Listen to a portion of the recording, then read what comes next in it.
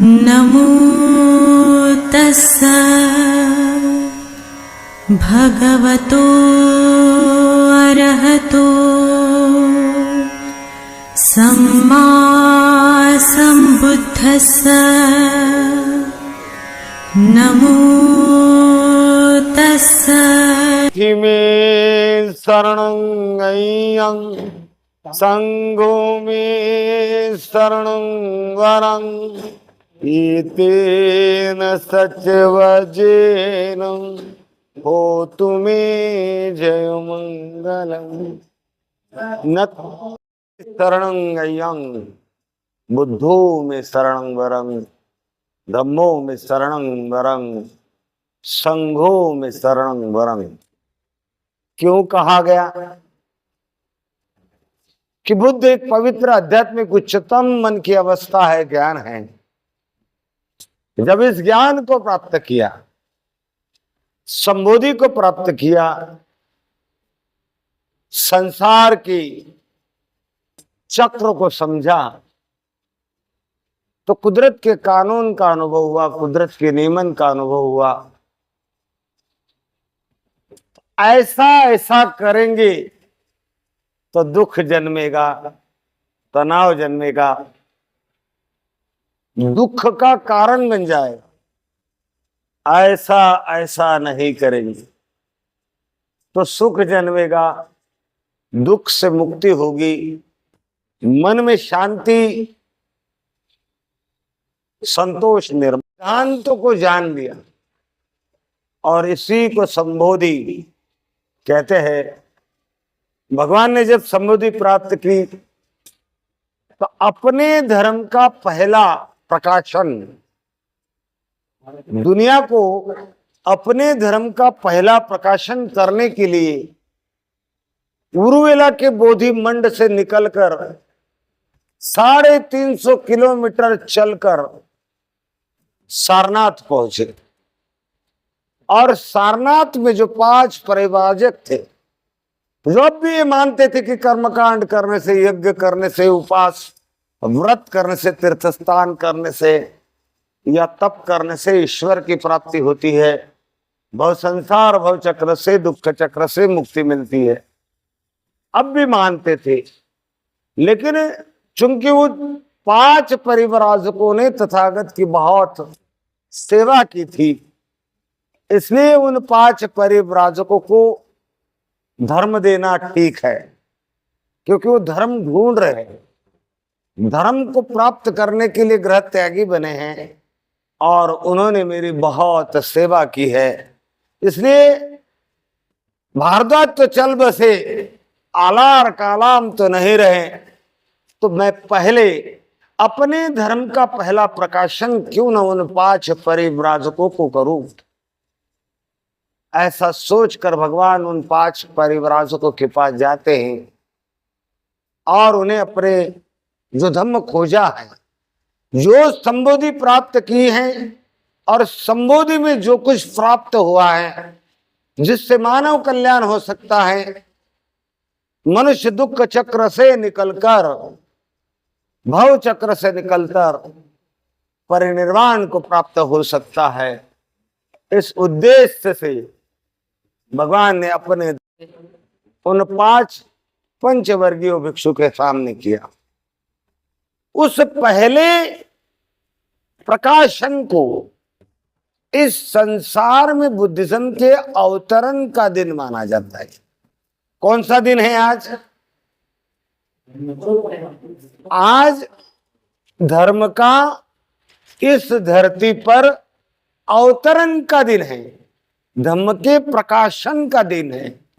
आज धर्म भगवान के मुख से धरती पर उतरा, यानी यूं कहे कि आज बुद्धत्व का जन्मदिन है। आज जन्म हुआ बुद्धत्व का, बुद्धिज्म का आज जन्म हुआ। और इसीलिए इसे धम्म चक्र प्रवर्तन, संस्कृत में धर्म चक्र प्रवर्तन कहते हैं। धम्म चक्र प्रवर्तन पाली शुद्ध शब्द है, धर्म चक्र प्रवर्तन हिंदी संस्कृत शब्द है।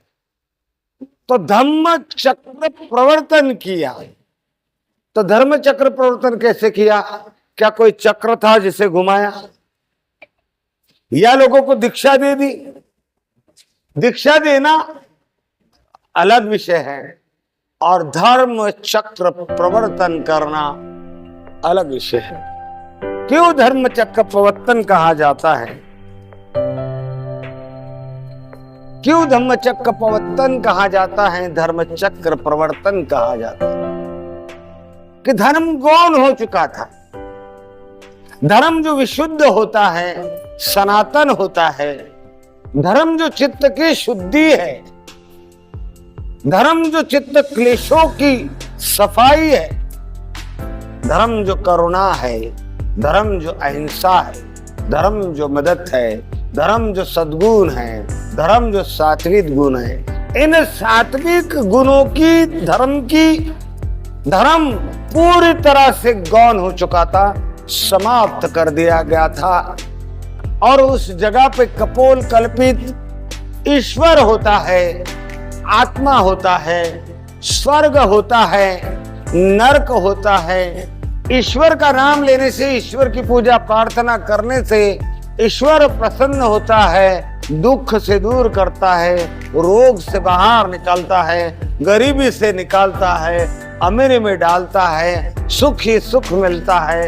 इस कपोल कल्पित भ्राम्यक बातों को फैला दिया गया था और मनुष्य को ईश्वर के अधीन कर दिया गया था। धर्म मनुष्य के लिए है, मनुष्य धर्म के लिए नहीं है। लेकिन पूरा चक्र उल्टा चला दिया गया था। मनुष्य को धर्म के लिए का निर्माण कर दिया गया था कि मनुष्य ने रोज उठना चाहिए, पूजा प्रार्थना करनी चाहिए, कर्मकांड करने चाहिए, उपास तापास करना चाहिए, तीर्थ स्थान करने चाहिए, मिन्नतें मांगनी चाहिए, यज्ञ करना चाहिए, ईश्वर को प्रसन्न करना चाहिए। मनुष्य आत्मा है और ये आत्मा ये भूल चुका है कि वो परमात्मा का अंश है। और इस आत्मा को ये ज्ञान हो जाए, यह आत्मा को ये मालूम हो जाए कि वो परमात्मा का अंश है, तो वो परमात्मा में लीन हो सकता है। इसलिए मनुष्य ने विधि विधान को पालन करना चाहिए। धर्म गौण कर दिया गया था। कपोल कल्पित मान्यताएं, बातों को फैलाकर ईश्वर को प्रसन्न करने के लिए बड़े बड़े यज्ञ किए जाते थे। उसमें हजारों निर्दोष पशु की हत्या कर दी जाती थी, यहां तक कि नरबलि भी दिए जाते थे। भगवान ने कुदरत के कानून को, कुदरत के नियमन को एसो धम्मो सनातनो कहकर पुनः धर्म की प्रस्तावना की, जो धर्म गौण हो चुका था। अहिंसा की जगह हिंसा ले चुकी थी, हर तरफ तांडव था, एक राज्य दूसरे राज्य पर आक्रमण करता था, गरीबों का शोषण होता था। स्थिति को भगवान ने जो बदलने का कहा, सदाचार का मार्ग प्रशस्त किया। भगवान ने कहा, द्वे में भिक्खवे अंता पब्बद्धितेन न सेवितब्बा, कि जीवन जीने के दो तरीके हैं। एक ये तरीका है खाओ पियो ऐश करो, मजा में रहो, संसार में क्या लेन देना है, समाज क्या करता है, दूसरा क्या करता है, उससे हमें क्या लेन देना है। इस जीवन में आए हैं तो जो जो चीजें भोगने मिलती हैं उन चीजों को भोग लो, उसका रसा स्वाद ले लो, क्योंकि कल का क्या भरोसा, कल को हम मरते को। जो एक ही विचारधारा, दूसरी विचारधारा नहीं, धर्म के बिना कुछ नहीं होगा, तो धर्म को अपने आप को समर्पित कर दो। इतना तप करो, इतना तप करो कि चाहे हड्डियां गल जाए, चाहे मांस पिघल जाए, लेकिन तपस्या कठोर होगी तो कोई काल्पनिक ईश्वर पैदा होगा, साक्षात्कार करेगा, जन्म मरण के चक्र से बचा लेगा, दुखों से दूर कर देगा और स्वर्ग का आनंद देगा। स्वर्ग में जन्म होगा और स्वर्ग का आनंद प्राप्त हो जाएगा। दो विचार। तो कुछ लोग धर्म के नाम पर बलि चढ़ाते थे, उपवास करते थे, मिन्नतें मानते थे, पैदल जाते थे और इतनी कठोर तपस्या करने वाले कठोर तपस्या करते थे तो कहीं पेट पे उल्टे लटके रहते थे, शरीर को भभूति लपेट लेते थे, नंगा रहते थे, बिना चप्पल के पैदल चलकर तीर्थ स्थानों पर जाते थे, बलि चढ़ाते थे, मिन्नतें मानते थे, यज्ञ करते थे और इस तरह से धर्म में धर्म पालन का अतिरेक करके अपने अमूल्य जीवन को संसार के सुखों से, आनंद से, प्रसन्नता से वंचित कर देते। यानी सब कुछ त्याग दो, ये जीवन निरर्थक है, ये शरीर, इस संसार में जो कुछ पाप पुण्य होता है इस शरीर के माध्यम से होता है, इसलिए इस शरीर को यातना दो, इसे भूखा रखो, इसे नंगा रखो, इसे ठंडी में ठंड कर दो, गर्मी में गर्म कर दो, इसको यात्रा दो ताकि तुम्हारे पूर्व जन्म के पाप मिट जाएंगे और तुम्हारा आने वाला जन्म स्वर्गमय होगा। स्वर्ग में ये दो प्रकार के जीवन जीने के तरीके थे। तो पहले प्रकार का जीवन जीने का जो तरीका था उसे भगवान ने यो चायम कामे सुकाम सुकल्लिकानो योग कहा और ये कहकर भर्त्सना की कि ऐसा तत्व, ऐसी मान्यता, ऐसा जीवन हीनो गम्मो पोथु जनिको अनरियो अनर्थ संहितो है। कैसा जीवन जीना, ऐश करो, आराम करो, काम सुखों में लीन हो जाओ, भोग विलास के दुनिया में डूब जाओ, धर्म से कोई लेन देन नहीं, हीन है, हीनो गम्मो, गम्मो यानी गवार है, मूर्खता से भरा हुआ, पोथु जनिको पृथक जन, जिनका धर्म में विश्वास नहीं, जिनकी धर्म में श्रद्धा नहीं, जो धर्म के नाम पे अंध श्रद्धा में डूबे हैं, कर्म कांडों में डूबे हैं, मिन्नताओं में डूबे हैं, जो आत्मा, ईश्वर, स्वर्ग, नरक, कपोल कल्पित बातों को धर्म समझ रहे हैं, ऐसे लोग पृथक जन हैं। ऐसे लोग जो इस मार्ग का सेवन करते, पालन करते, पृथक जन हैं, अनरियो है, अनार्य है, यानी दुराचारी है, निंदनीय है, भर्त्सना करने के समान है। हीनो गम्मो पोथु जनिको अनरियो अनर्थ सहितो, ये मार्ग है हमारा, अनर्थ करने वाला मार्ग है, इसलिए इस मार्ग का अनुगमन नहीं करना चाहिए, आचरण नहीं करना चाहिए। अब एक तो ये मार्ग हुआ जो भोग विलास काम सुखों से दूर रहने की बात करता है। दूसरा मार्ग है यो चायम पकील मथान योगो दुखो अनरियो अनर्थ संहितो। दूसरा मार्ग जो सारे सुखों से वंचित करने की बात कर रहा है, संसार के हर आनंद को त्यागने की बात कर रहा है, ईशो आराम के जीवन को त्यागने की बात कर रहा है, ऐसा धार्मिक मार्ग हीन है, मूर्खता से भरा हुआ है कि बार बार जन्म नहीं होता, मनुष्य को बार बार संसार को देखने को नहीं मिलता, संसार के सारे सुखों को उसे बार बार भोगने का अवसर प्राप्त नहीं होगा।